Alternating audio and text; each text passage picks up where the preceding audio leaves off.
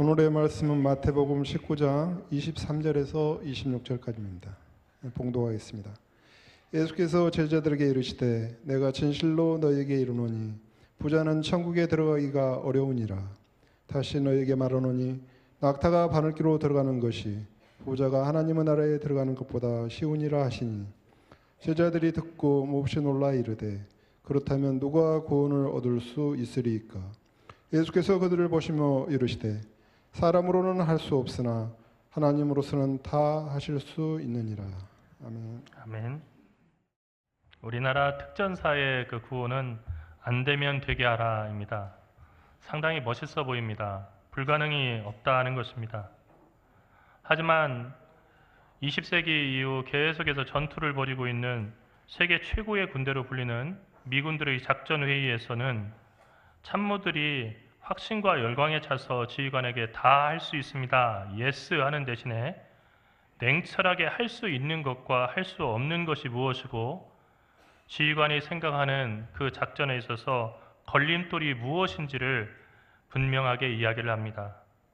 그래야 지휘관이 올바르게 판단할 수 있고 그리고 그 부대가 펼칠 작전에서 승리할 수 있기 때문입니다.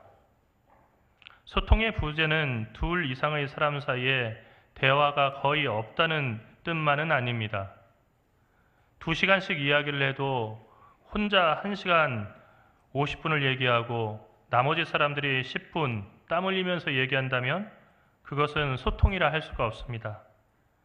또 한 조직 안에서 자유스럽게 아니오와 예라고 말하는 것, 이것이 정말로 허락되지 않거나 서로 눈치를 보아야 할 정도로 이야기하지 못하고 있다고 한다면 그 조직은 아무리 많은 회의를 한다 하더라도 소통이 안 되는 것입니다. 그러다 보면 당연히 대화는 힘 있는 사람, 높은 사람의 입맛에 맞춰주는 아부가 주를 이루게 되고 또 그 사람의 표정을 보면서 할 수 있다와 할 수 없다가 바뀌기도 하는 것입니다. 모든 조직의 리더에게 참모들이 필요한 이유는 감정에 휩싸여서 리더가 보지 못하는 현실을 볼 수 있도록 돕는 사람들이 참모이기 때문입니다. 충성된 참모들은 무조건 리더의 이야기에 예하는 사람이 아니라 그 리더를 깊은 사랑과 존경 속에서 그것은 안 됩니다 라고 말할 수 있는 사람이어야 됩니다. 사람에게는 할 수 있는 일도 있지만 해도 안 되는 일이 분명히 있고 해서는 안 되는 일이 있습니다. 그리고 할 수 없는 일도 분명히 있다는 것을 알아야 합니다. 하지만 사람들은 자신의 한계를 자주 잊고 나는 다 할 수 있다라고 하는 착각에 빠집니다. 이것은 마치 이제 유치원에 다니면서 새로운 세계에 눈을 열게 된 그런 어린아이와 같습니다. 어린아이들이 어린이집과 유치원에 가기 전에는 엄마와 아빠가 세계관의 전부입니다. 특별히 엄마가 많은 영향을 주죠. 엄마는 모든 것을 알고 있고 또 아빠는 세상에서 가장 힘이 셉니다. 하지만 어린아이들이 어린이집과 유치원에 다니기 시작하면서 이 아이들은 갑자기 자신감이 넘쳐납니다. 아이는 자신이 유치원에서 오늘 선생님에게 무엇을 새로 배웠다고 노래도 한번 다시 불러보고 율동도 다시 해보고 배운 내용들을 하나하나 부모님께 이야기합니다. 그런데 이렇게 얘기하다 보니까 아빠랑 엄마는 이런 것 못하는구나 하는 생각이 듭니다. 왜냐하면 선생님께서 별림반 아이들에게 이 이야기를 해줄 때 분명히 엄마와 아빠는 그 자리에 없었기 때문입니다. 그러니까 엄마, 아빠는 이것을 알지 못하는 사람입니다. 시간이 지날수록 아이는 자신은 다 아는데 엄마, 아빠는 다 모른다라고 생각이 됩니다. 불과 몇 달 전까지만 해도 아이에게 아빠, 엄마는 전지전능한 존재였는데 이제는 어린 자신도 아는 것을 아무것도 모르고 자신이 할 수 있는 것도 하지 못하는 무능한 존재라고 착각하게 되는 것입니다. 아빠가 박사학위를 가지고 있어도 유치원을 자기하고 같이 다니지 않았기 때문에 아빠는 모를 것이라고 생각을 합니다. 아빠가 다 안다고 하면은 그것은 거짓말처럼 여겨지는 겁니다. 물론 아기들은 대부분 자라면서 자연스럽게 현실을 파악하고 그리고 더 겸손해지고 더 건강한 방법으로 자기가 알고 있는 것과 모르는 것을 판단할 수 있게 됩니다. 그런데 이 역사를 공부하다 보면은 사람은 어른이 되어서도 자기의 잘못된 생각과 행동의 틀에서 벗어나지 못할 뿐만 아니라 오랫동안 반복되어 온 인류의 운명과도 같은 저주와도 같은 그 반복된 틀에서 벗어나지 못하는 경우가 많다는 것을 알게 됩니다. 사람에게 불행은 운명과 같은 것입니다. 사람은 미움과 시기, 질투 때문에 다른 동물들과 달리 없는 불행까지도 만들어서 그 불행을 겪고 살아가는 유일한 존재입니다. 역사는 그 자체를 반복한다고 하지만 사실 반복되는 것은 역사가 아니라 인간의 실수와 악 그 자체입니다. 히틀러가 600만 명의 유대인들을 학살한 것을 신랄하게 비판하면서도 정작 이스라엘에 있는 유대인들은 가자 지구에서 식량을 공급받지 못한 채 이제는 뼈만 앙상하게 남아서 죽어가는 어린이들을 무덤덤하게 바라보고 있습니다. 그리고 이것은 다 이유가 있고 이것은 다 선을 위한 그런 어쩔 수 없는 일이라고 이야기합니다. 또한 히틀러와 스탈린, 시진핑과 김일성처럼 자기 욕심과 이기주의에 빠져서 자신과 가족, 나라와 세계를 망친 정치 지도자들을 역사에서 보면서도 국민들은 계속해서 그와 비슷하거나 더 악하고 무능력한 정치 지도자들을 리더로 뽑아놓고 그들에게 열광하고 또 팬덤을 형성하기도 합니다. 왜 이런 어리석은 일들이, 부조리한 일들이 계속 일어날까? 그것은 사람들이 가장 두려워하는 것이 예측이 불가능한 미래이기 때문입니다. 대부분 이런 독재자들은 어떤 얘기를 합니까? 자기에게는 분명한 계획이 있다는 겁니다. 그래서 앞으로 이렇게 분명히 될 것이라고 확언을 하고 호언장담을 합니다. 바로 사람들이 예측할 수 없는 불가능한 예측이 불가능한 미래를 두려워한다는 이 두려움을 이용한 것이죠. 사람들은 아무리 불행하고 무서운 일이 반복해서 일어난다 할지라도 예측 가능한 일은 대처할 수 있다고 생각하기 때문에 잘못된 선택을 하게 되는 것입니다. 예수님의 복음은 참회를 통한 변화, 새 사람이 되는 것입니다. 부분적인 개선이 아니라 완전히 새로운 사람이 되는 것입니다. 예수를 믿으면 누구나 다 새 사람이 될 수가 있습니다. 여러분, 상담을 하고 심리치료를 받을 때 50이 넘어서 상담을 받으러 가게 되면은 하는 얘기가 있어요. 나이가 50이 넘었잖아. 잘 변하지 않을 거야. 적절하게 갈등만 일으키지 않고 살 방법을 알려줘. 여러분, 일정한 나이를 우리가 지나게 되면요, 사람들이 좀처럼 그 자기의 성격과 행동 때문에 불행이 반복된다고 생각되는데도 그것을 바꾸질 못한다는 거예요. 참 아이러니죠. 조금만 바꾸면은, 조금만 나의 위치를 바꾸고 태도를 바꾸면은 가정이 훨씬 행복해질 수 있는데도 불구하고 내가 바꾸려고 하지 않고요, 내가 내 자신을 바꾸려고 하지 않고 다른 사람들이 바뀌기만 기다린다는 것입니다. 그런데 예수님의 복음은요, 너희들 나를 믿고 다른 사람 변화시켜라가 아니고요, 나를 믿어라, 그리고 회개해라, 그리고 천국이 가까이 왔으니 하나님의 자녀가 되라 라고 하는 초대입니다. 모든 것의 출발점은 혁명이 아니라 나 자신에 대한 참회와 회개입니다. 나의 허물과 나의 죄를 인정하고 하나님께 용서를 받는 것, 그리고 내가 할 수 없는 것, 즉 나의 한계를 인정하고 범사에 하나님의 은혜를 의지하며 살아가는 것이 새로운 사람의 삶입니다. 예수님은 하나님을 사랑하듯이 이웃을 사랑하고 더 나아가서 미워하는 것이 당연하다고 구약성경에서 얘기했던 원수까지 사랑하라고 가르쳐 주셨습니다. 미국의 오바마 대통령이 가장 존경하는 철학자이자 신학자였고, 미국 대통령은 바뀌어도 그 서가에 반드시 한 권 이상 꽂혀 있는 책이 바로 이 사람의 책이라고 얘기하는 라이너드 니버는 예수님의 이 사랑에 대한 가르침을 불가능한 가능성이라고 표현했습니다. 사랑이라고 하는 예수의 윤리는 그 자체로는 완벽한 열매이지만, 너무 이상적이긴 하지만 이러한 윤리적인 이상이 우리에게는 가능성인 동시에, 그러니까 무슨 얘기냐면 이웃을 사랑할 수 있지, 하나님을 사랑할 수 있지 하는 이 가능성인 동시에, 그런데 내가 어떻게 하나님을 사랑해? 내가 어떻게 이웃을 사랑해? 나는 안 돼. 라고 하는 불가능성 그 자체라는 겁니다. 그래서 불가능한 가능성이라고 하는 모순되는 이름을 붙인 겁니다. 또한 예수님의 이러한 윤리적인 가르침은 희망인 동시에 절망이라는 거예요. 왜 희망이 됩니까? 우리들의 답답하고 어두운 삶을 이제 비추고 변화시킬 수 있는 가능성이기 때문에 희망이지만, 그러나 우리가 아무리 애써도 우리 스스로는 하나님을 사랑할 길이 없고, 또 원수는 그만두고 이웃까지도 내 몸처럼 사랑하는 것이 불가능하다는 것을 우리는 깨닫기 때문에 그것은 곧 절망이 됩니다. 사람은 누구도 결코 사랑을 완벽하게 실현할 수 없습니다. 그래도 내가 부모인데 우리 아이들은 완벽하게 사랑하는 것 같은데요. 여러분 가만히 들여다보면 그렇지 않은 때가 있습니다. 원을 갖다가 연필을 아주 얇게 잘 깎아서, 정말로 뾰족하게 깎아서 콤파스에다가 꽂고 아주 판판한 종이에다가 원을 그려본다고 합시다.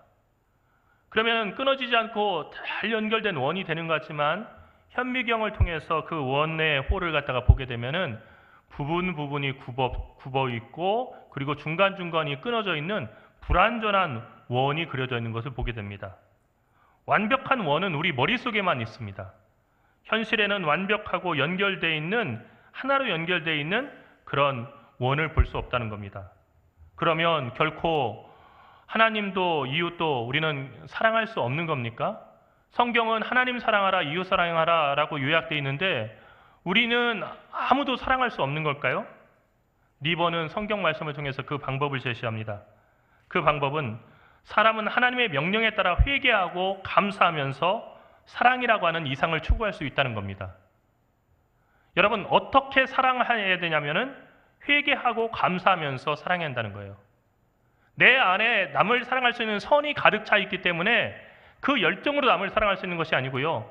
나는 아무도 사랑할 수 없다고 하는 그 절망 속에서 하나님 앞에 참회하고 회개하고, 그리고 사랑할 수 있게 됐을 때 이것은 나의 능력이나 나의 의지가 아닌 오직 하나님의 은혜로 되었다는 것을 인정하면서 감사할 때 우리는 사랑이라고 하는 이상을 완성해 나갈 수 있다는 것입니다.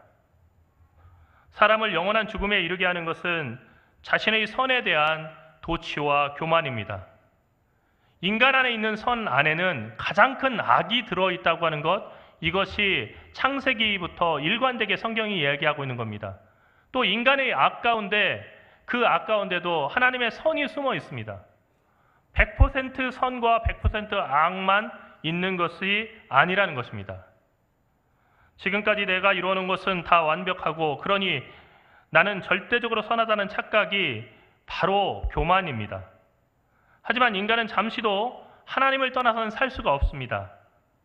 하나님을 떠나서 살 수 없다는 것은 하나님에게 물리적으로 옆에 있는다는 것이 아니고, 하나님을 범사에 인정하고 그분의 용서와 그분의 자비, 그분의 긍휼을 힘입지 않고는 살아갈 수가 없다는 것입니다. 그런 면에서 사람이 자랑할 것이 하나도 없습니다. 모든 것은 잠시 우리에게 맡겨진 것일 뿐, 그 영원한 주인은 우리가 아니기 때문입니다. 우리에게 주어진 모든 것은 다 우리를 스쳐갑니다. 그 어떤 것도 우리의 영원한 자랑이나 자부심의 근거가 될 수 없습니다. 여러분, 이 삼성역 근처를 갔다가 제가 지하철을 많이 이용하니까 지하철로 이렇게 삼성역 근처를 가다 보면 정말 젊은이들이 많습니다. 정말 남녀 젊은이들이 정말 많은데, 참 그 볼 때마다 느끼는 것은, 야, 젊다는 것은 정말 좋은 거구나 하는 생각합니다. 부러우면 진다는 건데, 근데 가끔 이렇게 부러질 때가 있어요. 그런데 여러분 생각해 보십시오. 그 젊은이들 입장에서 볼 때, 여기 앉아 계신 우리 어르신들을 볼 때 부럽냐 하면은 별로 부럽지 않다 할 거예요. 아유, 좀 허리 좀 펴고 다니지. 그리고 얼굴에 왜 이게 주름이 많은 거야? 나처럼 이렇게 탱탱한 피부를 가지고서 이렇게 젊음을 자랑하고 살아야 되지. 그런 생각을 하는 사람은 없겠지만은 그런 착각에 빠져 있는 사람이 있을 거예요. 어떤 착각이죠? 내 젊음은 영원할 것이라고 하는 착각. 여러분 얼마 가지 않아요. 제가 그런 젊은이들을 볼 때마다 속으로 드는 생각이 있습니다. 얼마 안 남았다. 얼마 안 남았다. 하면서 드는 생각이 있어요. 얼마 안 남았다. 조금만 기다려라. 영장 나온다. 얼마 안 남았다. 조금만 기다려라. 허리 아프다고 매일 병원 가는 일들 생긴다. 여러분, 젊음은 아름다운 거예요. 그러나 젊은이들에게 주기에는 너무 아까운 거예요. 그 소중함을 알지 못하는 거죠. 감사해야 되는데요. 너무 당연한 특권처럼 생각하고 살아가는 겁니다. 우리도 다 젊었었지 않습니까? 그리고 우리 여기 앉아 계신 어르신들에 비하면 저는 아직도 젊습니다. 제가 우리 교회 와서 많이 젊어진 느낌이에요. 제가 군에서 군목으로 있을 때는 항상 20대들 초반이나 중반을 보니까 내가 나이가 되게 들어가는구나 생각했는데 우리 교회 와서 나는 아직 핏덩이구나. 나는 멀었구나 하는 생각이 들어요. 우리 교회에서는 여기 우리 김승용 권사님처럼 90은 넘으셔서 해야 어르신들이고 나머지 분들은 다 청년들인 줄 믿습니다. 아멘? 아멘? 예, 다 이렇게 청년으로 사십시오. 우리는 다 빌려 쓰고 가는 거예요. 우리가 지금 빌려 쓰는 건강, 미모, 지식과 힘이 영원히 내 것이라고 착각하지만 한 가요의 제목처럼 우리는 인생을 하숙생으로 살아가는 것이고 잠시 머물다가 가는 것이고 모든 것을 빌려 쓰고 지내다가 이제는 방을 뺄 때가 되면 그것을 돌려주고 가야 되는 것입니다. 또한 우리에게 도구로 주어진 그 모든 것만 있으면 하나님이 없어도 우리는 영원히 살 수 있다라고 생각을 하지만 그러나 그것은 착각일 뿐입니다. 사람은 물질이 없이 살 수 없습니다만 물질만 가지고도 사람은 살 수가 없습니다. 더 많은 물질과 재물을 소유하고 싶은 욕심은 사람들 누구에게나 찾아오는 유혹입니다. 사람은 만족을 모르는 존재입니다. 그런데 통제가 되지 않는 욕망은 저주입니다. 마가복음에서 예수님께서 말씀하셨듯이 세상의 염려와 재물의 유혹과 기타 욕심이 들어오면 말씀을 막아서 결실하지 못하게 됩니다. 예수님이 어떻게 이것을 아셨을까요? 하나님의 아들이니까 당연히 아시지 않겠는가 생각했지만 사실은 40일 금식 이후에 마귀의 시험을 보게 되면은 예수님도 역시 이 세상을 살아가면서 먹을 것 때문에 염려하시고 그것 때문에 시험을 당하실 때가 있었다는 거, 그리고 명성 때문에 정말로 사람들의 인기와 명성 때문에 거기에 흔들리는 때가 있으셨다는 거, 그리고 온 세상을 갖다가 다 갖는 그 대가로 자기의 영혼을 팔아넘기고라도 온 세상을 지배하고 다스리고 싶은 그런 권력에 대한 욕구에 시달릴 때가 있었다는 것을 우리가 알 수가 있습니다. 예수님께서 제자들에게 말씀하신 건 그런 거예요. 그런 염려와 재물의 유혹과 기타 욕심 들어오면은 아무리 말씀 들어도 그 말씀은 절대로 자라지 못한다, 열매 맺지 못한다는 것입니다.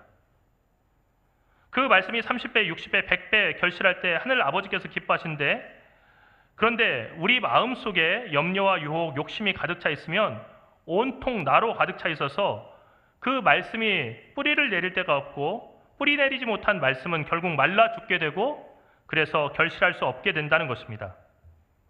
오늘 읽은 말씀에서 예수님은 부자는 천국에 들어가기 어려우니라 라고 하셨습니다. 제가 동료 목사님들과 한 목사님의 그 세미나에 참석한 적이 있었는데 그 목사님은 강남에서 이름을 대면 알만한 큰 교회 목사님이었습니다. 그 목사님은 차도 아주 좋은 차를 타고 다니셨습니다. 그분이 얘기하시기를 내가 이런 차를 안 타면은 교인들이 좋은 차를 타고 다니는데 좋은 차를 타고 다니는 나를 갖다가 저 목사는 비판하겠구나 해서 비슷한 차를 타고 다닙니다. 근데 제가 보니까 그 비슷한 차가 정말 비싼 차였어요. 그러니까 이분이 말씀하시기를 이 구절을 얘기하면서 부자는 천국에 들어가기 어려우니라 하는 말씀하시면서 강남에서는 이 설교에서는 안 됩니다. 이거 하면은 정말 불편해합니다. 하나님의 축복이라고, 부자가 되는 것은 하나님의 축복이라고 긍정적으로 생각해야지 예수님이 말씀하셨다 하더라도 부자는 천국에 들어가기 어렵다는 얘기를 그대로 하면은 그 교회는 부흥하지 않습니다 하는 얘기를 하셨습니다. 스스로 어느 정도 부자라고 생각하시는 분들은 이 말씀을 듣고 깜짝 놀라셨을 겁니다. 집에 한 10만 불 정도 달러가 항상 준비되어 있는 집에서 그런 집들에서는 많이 걱정을 하셨을 겁니다. 이 말씀 듣고. 몇 분이 걱정되시는 그 표정으로 저를 쳐다보시네요. 여러분, 하지만 이 말씀은 분명한 맥락이 있는 말씀이에요. 부자들은 다 인민들의 천국에 들어올 수 없다 하고서 인민 재판을 벌였던 그런 공산주의자들에게 쓰라고 한 말씀이 아니고, 그것은 바로 예수님께 왔다가 근심하며 떠난 부자 청년 통치자의 그 구체적인 행동을 염두에다 두고 예수님께서는 이 말씀을 하셨다는 겁니다. 우리가 2주 전 살펴봤던 것처럼 이 젊은 부자는 통치자이기도 했습니다. 왕관까지 쓴 이 젊은 청년은 예수님께 나와서 영생을 얻을 방법을 간절히 구했습니다. 이것은 정말로 대단하고 깊이 있는 질문이었습니다. 물론 이것은 영생에 대한 목마름 때문에 한 행동이 아니고 사람들의 인기가 집중된 유명한 랍비 앞에서 자신의 완벽한 종교성을 과시하고, 그래서 예수님의 칭찬과 군중들의 박수 소리를 동시에 듣고 싶은 그런 욕망 가운데 나온 의도된, 연출된 행동이었습니다. 하지만 예수님께서는 이 모든 것을 꿰뚫어 보시고, 그렇다면 내 소유를 팔아서 가난한 사람들에게 주고 나를 따르라 라고 뜻밖의 말씀을 하시니까 이 청년은 두 번 다시 뒤를 돌아보지 않고 근심하며 예수님을 떠났다는 것입니다. 결국 예수님의 이 요구사항 앞에서, 예수님의 한마디 말씀 앞에서 부자 청년의 본질이 다 드러났습니다. 부자 청년에게 돈과 권력은 천국보다 더 가치 있는 것이었습니다.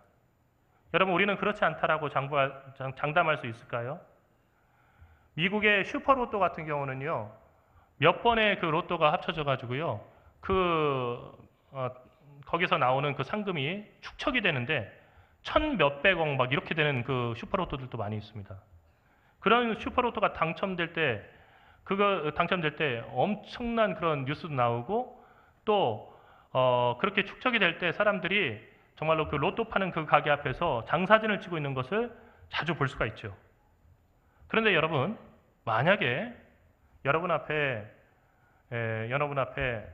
정말 그 파우스트에 나오는 메피스토펠리스처럼 마귀가 정말 여러분 앞에 딱 분장으로 나타나서 확실하게 100% 해줄 테니까, 슈퍼로또 5번 모아진 거 다 합쳐서 너한테 다 줄 테니까 대신에 예수를 포기하고 버려라 라고 얘기할 때 말도 안 되는 소리 하지 마십시오. 내가 예수를 어떻게 떠납니까? 라고 1초도 안 지나서 바로 얘기할 수 있는 분들이 몇 분이나 될까? 여러분 어떠십니까? 1초도 안 지나서 뭔 소리를 하십니까? 무슨 그런 말을 어디로 가면 될까요? 어디서 주시겠습니까? 이렇게 얘기하시는 분들이 없을까? 저는 항상 그런 상황이 됐을 때 어떻게 대답할까를 생각합니다. 또한 우리 교인들을 그렇게 말씀으로 양육하고 그렇게 결단할 수 있는 사람으로 키우고 있는가 생각합니다. 예수님께서는 부자가 천국에 들어가기 어려울 것이라는 말씀을 아주 극단적인 표현을 통해서 말씀하셨습니다. 낙타가 바늘귀로 들어가는 것이 부자가 하나님의 나라에 들어가는 것보다 쉬우니라. 낙타가 바늘귀로 들어간다는 말은 여러분들이 쉽게 상상할 수 있듯이 있을 수 없는 일, 불가능한 일을 말합니다. 이것을 2000년 그 신학의 역사 가운데서 많은 신학자들과 설교가들이 그럴듯한 말로 좀 바꿔보려고 애를 썼습니다. 혹자는 이 구절에서 바늘구멍을 통과해야 한다는 것이, 그 통과하는 것이 낙타가 아니라 밧줄이라고 이렇게 설명해 봤습니다. 왜냐하면 아람어에서 밧줄은 감타인데 낙타는 까물라입니다.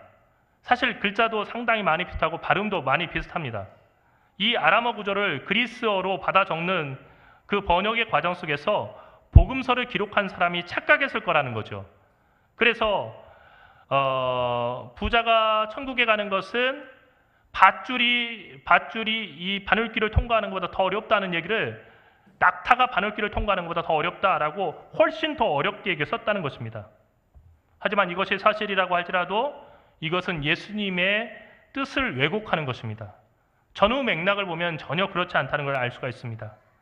낙타가 바늘구멍으로 들어가는 것은 불가능한 일이지만 밧줄이 바늘구멍으로 들어간 일은 그보다 훨씬 해볼 만한 일이고, 또 그 밧줄을 갖다 풀러서 한 올 한 올로 만든다고 한다면 완전히 불가능한 일도 아니기 때문입니다.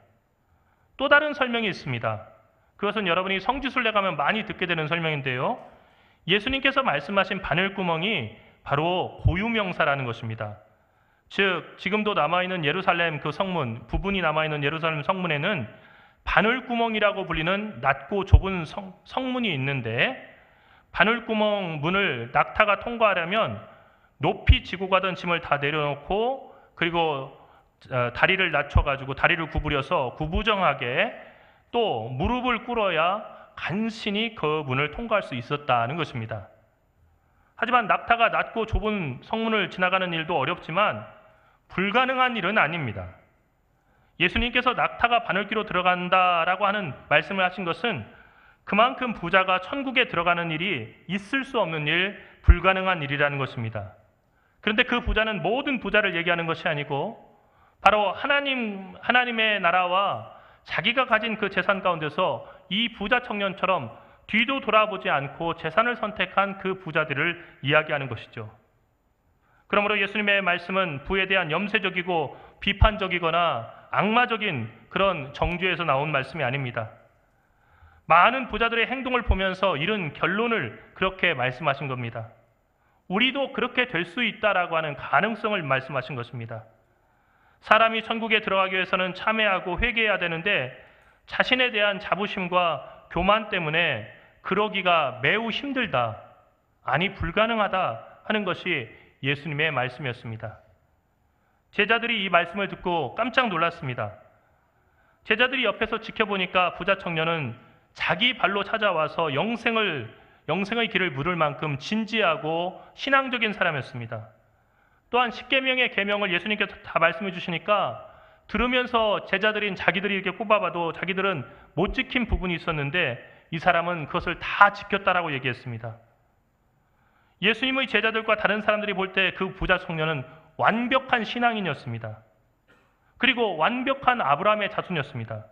그런데 이런 사람이 천국에 들어갈 수 없다니 너무나 놀랍고 충격적이었습니다. 그러면 누가 천국에 들어간단 말입니까? 그 얘기는 무슨 얘기냐면요, 저 사람 못 들어가면 우리도 못 들어가겠네요. 어떻게 이렇게 어렵습니까? 하는 얘기였습니다. 하지만 여기에 예수님의 기쁜 뜻이자 복음의 핵심이 들어 있습니다. 사람은 제 아무리 도덕적인 사람이라 할지라도 그것을 가지고 하나님 앞에서 당당할 수 없다는 것입니다. 자신의 도덕적 종교적인 완벽함으로는 어느 누구도 천국문을 들어갈 수 있는 사람이 없다는 것이죠. 아무도 권리를 주장하면서 천국을 당연하게 들어갈 사람은 없다는 얘기입니다. 다만 그리스도께 빚진 자의 심정으로 하나님의 은총을 덧입어서만 천국에 들어갈 수 있다는 것입니다. 오직 하나님의 자비하심과 의로서만 사람은 천국에 들어갈 수 있습니다. 우리가 예수 믿습니다라는 말의 의미가 바로 여기에 있습니다. 오직 예수님을 통해서가 아니면 우리는 우리의 선과 그리고 우리가 이 세상에서 이런 윤리적인 업적에 의해서 천국을 들어갈 수가 없습니다. 이것이 사람으로는 할 수 없으나 하나님으로서는 다 하실 수 있다고 하는 예수님의 말씀의 의미입니다. 우리는 사도 바울의 고백처럼 내게 능력 주신 자 안에서 내가 무엇이든지 할 수 있느니라 라고 믿음으로 말할 수 있습니다. 하지만 여기서 방점은 무엇이든 할 수 있느니라가 아니라 내게 능력 주신 자 안에서라고 하는 것을 명심하며 읽어야 됩니다. 우리의 믿음은 우리가 무엇이든지 할 수 있다는 자신감이나 자신의 잠재력에 관한 그런 신념이 아닙니다. 다만 연약한 우리에게 능력 주시는 하나님을 믿는 믿음이요, 우리의 수많은 죄와 허물에도 불구하고 하나님은 여전히 우리를 받아들여 주신다고 하는, 아니 이미 받아들여졌다고 하는 받아들임에 대한 받아들임이고, 때때로 유혹과 시험이 우리를 흔들 때가 있지만 우리는 여전히 그분의 사랑 때문에, 그리고 그 사랑 안에서 그분 안에 있다는 것을 믿는 확신입니다. 하나님은 우리에게 회개하고 참회하라고 오늘 또 말씀하십니다. 우리는 속사람이 새롭게 되어야 됩니다. 변해야 합니다. 하지만 우리의 결심만으로, 우리의 의지만으로는 변할 수 없습니다. 왜냐하면 우리의 결심은 여름방학 시간 계획표와 같기 때문입니다. 이제 곧 여름방학이 될 텐데 여러분들도 여름방학 때마다 그렸던 시간 계획표를 다 기억하실 겁니다. 컴파스가 없으면은 부엌에 가서 냉면 사발을 가지고 와서 동그랗게 그려서 시간 계획표를 그렸습니다. 대부분 시간 계획표는 공부, 운동, 그리고 TV 신청 20분, 그리고 독서 3시간. 그래서 보면은 11시에 자고 새벽 3시에 일어나서 계속 공부만을 해야 되는, 누가 강요한 것도 아닌데 그렇게 시간 계획표를 짜는 친구들이 가끔 있었습니다. 그리고 나서 그 시간 계획표를 색칠도 하고, 그리고 어디다 붙여야 잘 적용할까 생각하면서 테이프나 풀로 벽면에다 붙이기도 하고, 그리고 나서 약간 찔림이 있어서 이대로 못할 것 같은 그런 자기의 그 연약한 마음을 다잡기 위해서 꼭 지키자라고 밑에다가 또 연필로 써놓고, 다 쓰고 나서 붙이고 나서는 너무 피곤하니까 오늘은 일단 자자 해서 그날 자고, 그 다음날부터는 그 시간표는 계약할 때까지 한 번도 보지 않는 그런 장식품이었습니다. 사람은 결심으로 변하지 않습니다. 우리 결심으로 소용이 없는 거예요. 결심으로 여러분을 바꾸려고 하지 마십시오. 다만 지금까지 사용해온 시간을 달리 사용하게 될 때 사람은 변하고 그 삶도 변하게 됩니다. 우리의 삶의 시간 속에 영원한 시간이신 예수 그리스도께서 파고 들어오셔서 그분의 뜻대로 우리들의 시간을 선용하게 되면 그때 우리들의 삶은 변하게 될 것입니다. 우리는 새 사람이 되고 그런 새로운 소망이 일어날 겁니다. 여러분 기억하십시오. 사람은 못합니다. 그러나 하나님은 하실 수 있습니다. 사람은 못 바꿉니다. 그러나 하나님은 바꾸실 수 있습니다. 기도합시다. 살아계신 하나님, 은혜와 사랑을 감사합니다. 우리는 할 수 없지만 하나님은 하실 수 있다는 이 말씀이 우리에게 큰 위로가 됩니다. 오직 주님만 바라보고 살아가게 인도하여 주시옵소서. 주님만 의지하게 인도하여 주시옵소서. 사랑하신 예수 그리스도의 이름으로 간절히 기도드리옵나이다.